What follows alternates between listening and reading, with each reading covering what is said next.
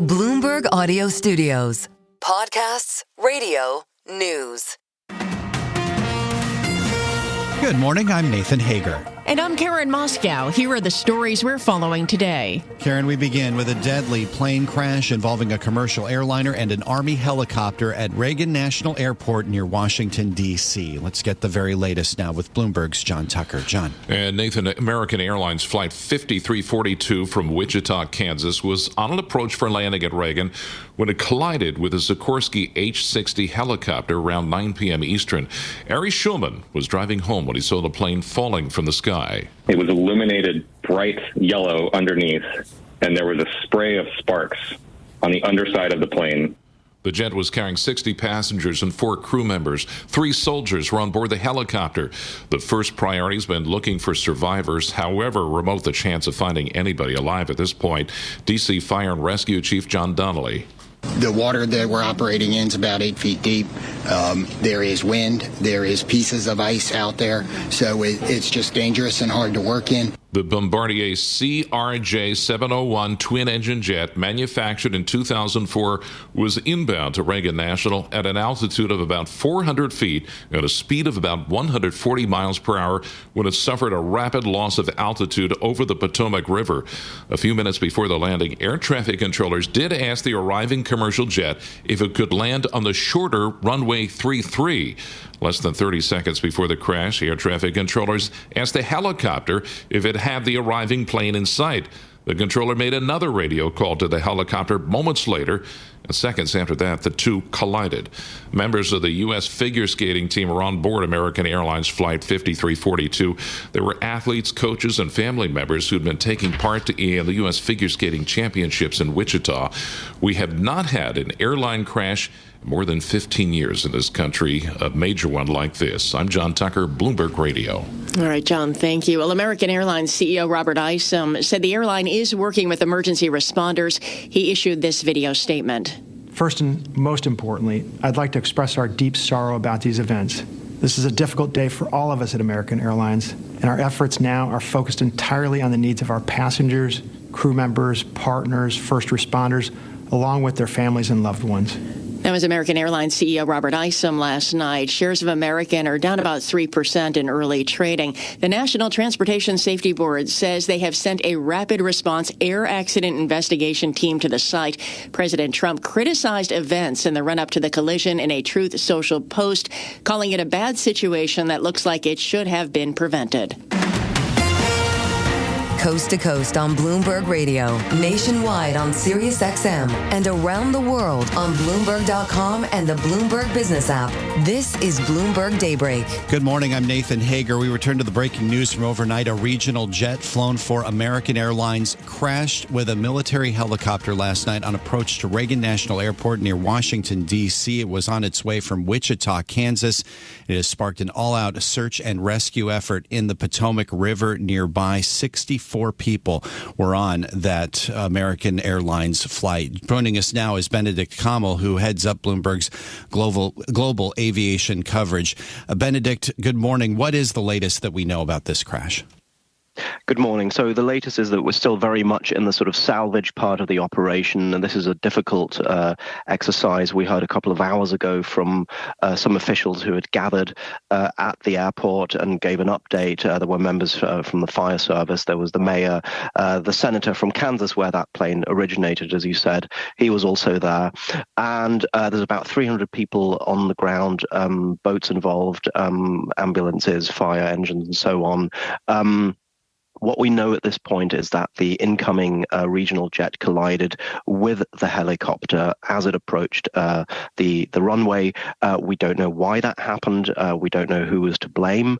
So that's too early to say. The other thing, crucially, that we don't know at this point is whether there are survivors. The head of the fire brigade gave a fairly grim assessment of the scene. He said this is very difficult to operate in. It's cold. It's icy. The water water is murky, the plane is broken up. So it would really come down to a miracle if you find many, if any, survivors in this tragedy. And it has to be said that this is some of the most closely monitored and secure airspace in the United States, just across from the Pentagon, only a few miles from the White House and Capitol Hill. It has to raise a lot of questions now about how something like this could have happened so close to the seats of power in the United States. Yes, you're absolutely right. I mean, it's not unusual for helicopters to be operating in this area, but clearly one of the aircraft was out of position. President Donald Trump weighed in a couple of hours with a message on his social media platform saying this is an occurrence that should not have happened. He put, shall we say, blame, or at least he pointed to the tower as being an area that should be investigated. But again, we are not in that phase of the investigation yet. The NTSB, the FAA, they're all on site. They have teams deployed that are there that will try and retrieve whatever they can, be it the black boxes, be it footage. As you said, this is a very heavily surveyed part of the country. There is somewhat murky, but still footage of the mid-air collision, so that might provide some clues as to who was out of position. There's the radio back and forth between air traffic control and the aircraft in the sky. So all of those clues will help paint a picture and provide better clues as to who is to blame and what can be done about this going forward. Benedikt, stay with us. We want to bring in Bloomberg's chief political correspondent, Annmarie Hordern, who is with us now from Reagan National Airport, as I understand it. Annmarie, good morning. What can you tell us now about this search and rescue effort that, as I understand it, has been going on since last night when this crash first happened?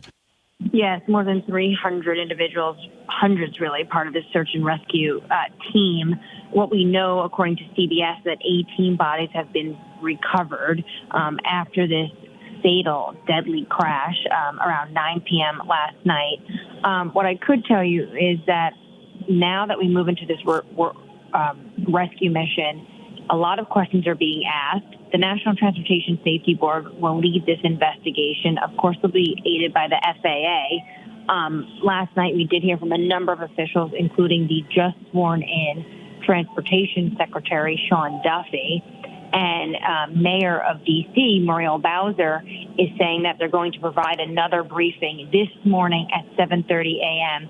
at DCA. So we will get another update from officials, from local authorities this morning at DCA. The airport at the moment is closed till 11 a.m. Potentially that can change. But that is the latest we have right now, as, of course, the nation is waking up to this heartbreaking news. Yeah, it's going to be a crucial update coming up in just the next couple of hours here. But as you know, Annmarie, the Potomac River is murky. It is cold. This is going to be a very difficult search and rescue operation. It raises a lot of questions about just what kind of survivability we could see following an incident like this. Absolutely, which is why this is so devastating to the entire nation, to everyone involved. Families that were coming here last night with tons of questions, wanted to know where their loved ones were. Is anyone safe? The divers and first responders that are out a part of this rescue mission are operating under extremely difficult conditions. It's obviously dark. It's very cold. The water's very muddy. It's incredibly icy due to the frigid temperatures that D.C. had last week. Remember, last week the inauguration had to be moved inside because of those weather conditions. So it's incredibly difficult right now. And there's just so many questions and just not enough answers. Yeah, and for a long time, Washingtonians, this is going to raise memories of the Air Florida crash into the 14th Street Bridge that happened in 1982, more than 40 years ago. But Annmarie, in this case, it doesn't look as though the weather, the ice on the wings back then was the culprit in this situation when we have a regional jet crashing into a military helicopter, apparently on a routine test flight. But obviously this, anything but routine. No, not anything but routine. I mean, this is Washington, D.C., so you do have tons of military aircraft. We are just south of DCA from the Pentagon, across the river from the nation's capital. And there is trainings that go on and go on at night. And that seems to be what this Black Hawk helicopter was doing with 3 U.S. military personnel on board. This was training.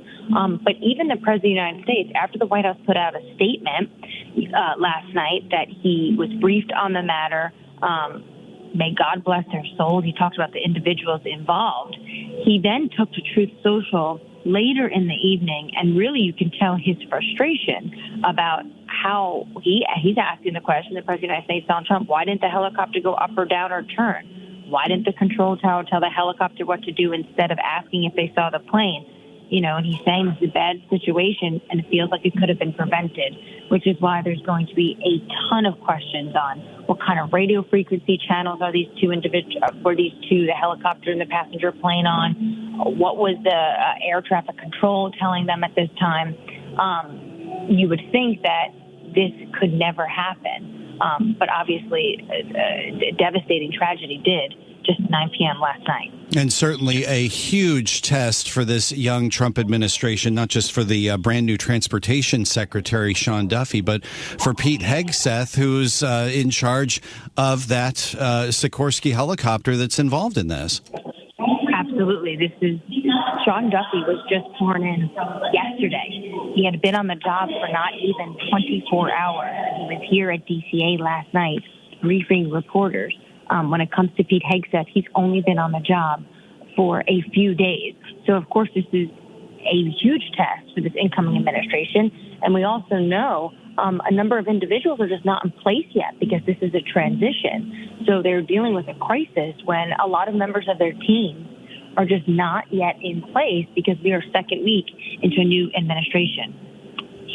Bloomberg Chief Political Correspondent Annmarie Hordern with us this morning from Reagan National Airport, now the scene of a search and rescue operation following that deadly plane crash between the flight out of Wichita and the military helicopter out of Fort Belvoir, Virginia. Thanks for keeping us updated on that. We'll be looking to more of your reporting throughout the day. But now we want to bring back in Benedikt Kammel, who leads our global aviation coverage for Bloomberg News. Raising so many of the questions now, Benedikt, for officials, for rescuers, as far as how something like this could have happened. What are you looking for in terms of what could be gleaned out of this? Well, to Anne-Marie's point that she raised just now, I think a lot of the focus will be on those fateful last moments and the sort of intercom between the tower and the aircraft. What was said to whom, who was potentially out of position. That will potentially provide an early clue as to who's to blame for this. The aircraft is equipped with what's commonly referred to black boxes.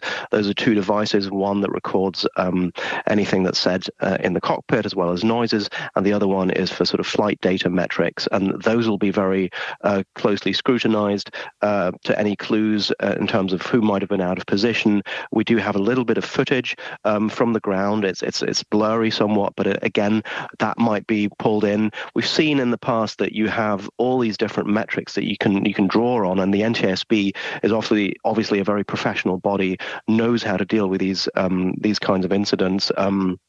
As Annmarie said, there's a huge amount of political pressure on this. The president has weighed in. It essentially happened, dare I say, in his backyard. This is a test case for the new administration, for Pete Hegseth, for Sean Duffy, who spoke last night at the press conference and who said himself, look, I've been in the job for a day. So this is really going to be a test case for him and how they handle this. The truth will come out, but I think everyone was very clear at this point that we're not in that phase at the moment. This is about trying to find potential survivors, trying to race against time, essentially, because the cold water will be a very difficult environment for anyone to survive in. So that's sort of where the focus is right now. And then throughout the next day, maybe even at that 7:30 press conference that Annmarie mentioned, we will get a little bit more. And it has to be said that this is the first time that we've seen a regional jet crash like this in just about 15 years. It speaks to the rarity of something like this. And when it comes to Reagan National Airport, the flight patterns, they pretty much follow the Potomac River, whether you're coming in from the north or the south. And that raises a question, doesn't it, Benedikt, about how something like this could have happened when we have such routine flight patterns in and out of Reagan National Airport. Yeah, you're absolutely right. And, to widen the lens a little bit, we are coming out of a phase of extreme safety in terms of airspace. It might not feel that way off the back of a tragedy like this. And we've had a couple of similar tragedies in the last couple of weeks even, and throughout the last year. But longer term, aviation safety has improved tremendously. If you look at 2023, there was not a single civil aviation accident throughout the entire year. You had 37 million movements and not a single loss of life. So that gives you a sense of where we're coming from. So obviously, every tragedy after that really puts the spotlight on safety. We had that incident about a year ago that people might remember about the collision in Japan. At Tokyo, there was a large aircraft that plowed into a stationary plane.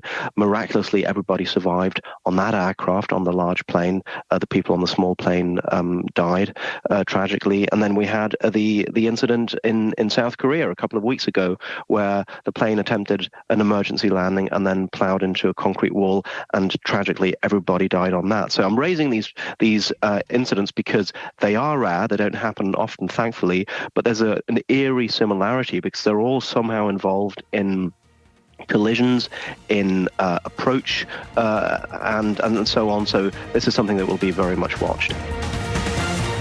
This is Bloomberg Daybreak, your morning podcast on the stories making news from Wall Street to Washington and beyond. Look for us on your podcast feed by 6 a.m. Eastern each morning on Apple, Spotify, or anywhere else you listen. You can also listen live each morning starting at 5 a.m. Wall Street time on Bloomberg 1130 in New York, Bloomberg 99.1 in Washington, Bloomberg 92.9 in Boston, and nationwide on Sirius XM Channel 121. Plus, listen coast to coast on the Bloomberg Business app, now with Apple CarPlay and Android Auto interfaces. And don't forget to subscribe to Bloomberg News Now. It's the latest news whenever you want it, in 5 minutes or less. Search Bloomberg News Now on your favorite podcast platform to stay informed all day long. I'm Karen Moskow. And I'm Nathan Hager. Join us again tomorrow morning for all the news you need to start your day right here on Bloomberg Daybreak.